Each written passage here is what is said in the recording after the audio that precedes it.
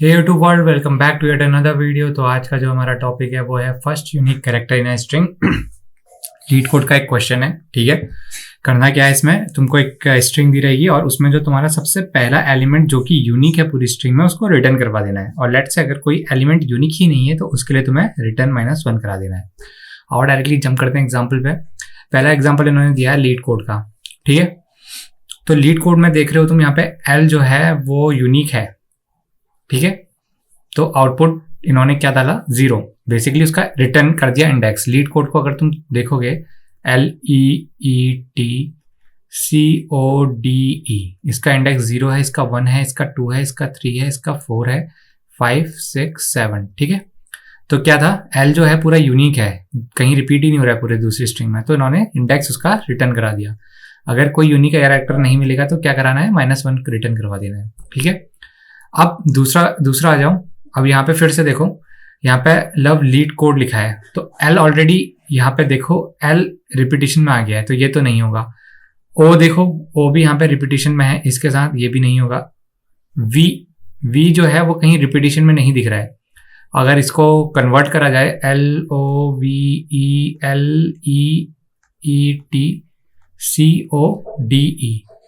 तो इंडेक्सिंग क्या आई, 0, 1, 2। तो सेकंड इंडेक्स पे वी प्रेजेंट था तो उन्होंने सेकंड रिटर्न करवा दिया, वही आउटपुट में डाल दिया। तीसरा एग्जांपल देखो। अब यहाँ पे एक भी ऐसा स्ट्रिंग में एलिमेंट नहीं है जो कि जिसका डुप्लीकेशन प्रेजेंट ना हो, तो इन्होंने डायरेक्टली -1 रिटर्न करा दिया। चेक तो करा होगा लेकिन -1 रिटर्न करा दिया।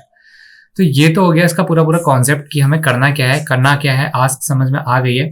अब आस्क समझ में आ गई है तो ठीक है, आओ इसको डिस्कस करते हैं। इसमें हम अप्रोच क्या यूज करने वाले हैं, ठीक है। अगर मैं अपने एक एग्जांपल लेके चलता हूँ, S = लीड कोड दिया था उन्होंने, LEETCODE।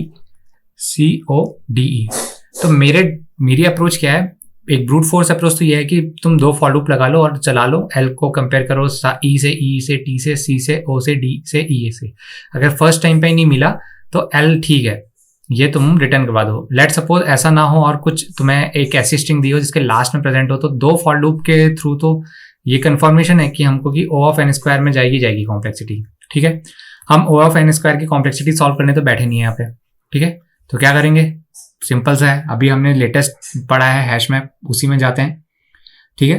तो हैश मैप में मैं क्या करूंगा, एक हैश मैप बना लूंगा और इनको डालना शुरू करूंगा। हैश मैप में क्या होती है, एक की होती है और उसी के करस्पॉन्डिंग उसकी एक वैल्यू होती है, ठीक है। तो सबसे पहले L से शुरुआत करूंगा, L को डालूंगा की में, उसकी वैल्यू इंक्रीमेंट करके डाल दूंगा 1। ई को डालूंगा और उसकी वैल्यू यहाँ पे कितनी है, यहाँ पे अभी के लिए 1 होगी, ठीक है। जब 2 डलेगा उसमें, फिर दोबारा ई आया, उसने चेक करा ई ऑलरेडी प्रेजेंट है तो 1 अपडेट होकर के 2 हो गई। सॉरी, ऊपर वाली भी डिलीट हो गया, तो 2 हो गया। फिर टी आया, फिर टी के लिए फिर से 1 हो गया, ठीक है। फिर सी आया, फिर सी के लिए भी 1 हो गया। फिर ओ आया, ओ के लिए भी 1 हो गया, ठीक है। फिर डी आया, डी के लिए भी 1 हो गया। फिर दोबारा ई आ गया है, दोबारा ई आने में क्या होगा, ये 2 फिर से अपडेट होगा और ये 3 हो जाएगा। तुम यहाँ पे कोई भी स्ट्रिंग ले लो, यहाँ पे कुछ भी स्ट्रिंग ले लो, आयरन मैन ले लो, IRONMAN। अगर तुमको फर्स्ट यूनिक एलिमेंट रिटर्न करना है ना, तो बेसिकली तुम्हें चेक करना है कि पहले तो सेग्रीगेट कर लो जितनी भी वैल्यूज हैं, ठीक है। तो जो तुम्हारी वैल्यूज हैं वो शुड बी इक्वल टू 1, ठीक है। अब इक्वल टू 1 हो गई तो उसका जो पहला की वैल्यू पेयर है वही तुम्हारा आंसर है, ठीक है। जो भी पहला एलिमेंट है वो तुम्हारा आंसर बनेगा उस केस में। हर बार यही होगा स्ट्रिंग में। लेट सपोज यहाँ पे 2 आ गया, ये लीड कोड यहाँ पे लव लीड कोड वाला देखते हैं, तो L2 हो गया था वहां पे, तो ये पहला एलिमेंट है, तो ये की रिटर्न तुम करवा दोगे, इसका इंडेक्स रिटर्न करवा दोगे। इंडेक्स कहां से मिलेगा तुम्हें, उस स्ट्रिंग से मिलेगा। उसके लिए क्या करना पड़ेगा, .to_char array जो हमारा कॉन्सेप्ट है, char array का कॉन्सेप्ट है, उसको हम यूज करेंगे, ठीक है। S.to_char array करते हैं तो क्या मिलता है, LEETCODE, ठीक है। एक एरे मिल जाएगी इस तरीके से, मिलती है ना, ये हम पहले भी डिस्कस कर चुके हैं, और इसकी इंडेक्सिंग से के थ्रू हम इसे बना के दे देंगे, ठीक है। तो आओ इसका डायरेक्टली जंप करते हैं कोड पे, क्या लिखना है। तो हमने कहा था हैश मैप से सॉल्व करेंगे इसको, तो मैं मैप के थ्रू बनाता हूं इसको। Map of character, CHARACTER, character बनाया। ठीक है।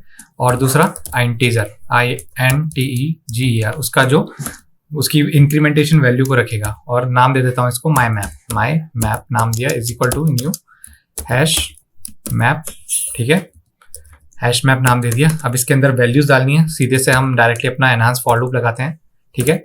फॉर कैर सी किस में, एस में भी किस में, कैरेक्टर एरे में बेसिकली, ठीक है। तो ये बार बार यूज होगा S dot to character array, तो इसको मैं डायरेक्टली पहले कन्वर्ट ही कर लेता हूँ, इंटीजर बनाता हूँ ARR, ठीक है।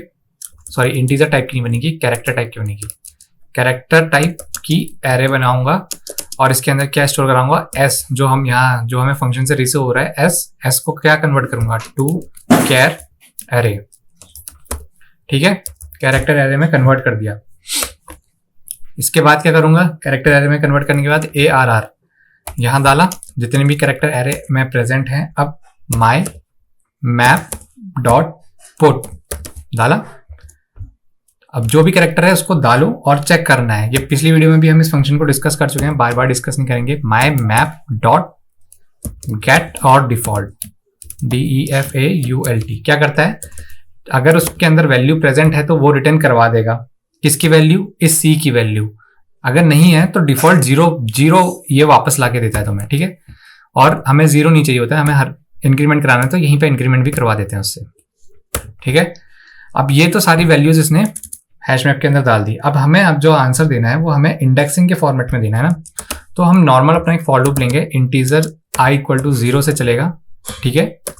i should be less than कहाँ से, s डॉट लेंथ तक, s डॉट LENGTH, s की लेंथ तक जाना चाहिए, और i को इंक्रीमेंट कराते रहो, ठीक है।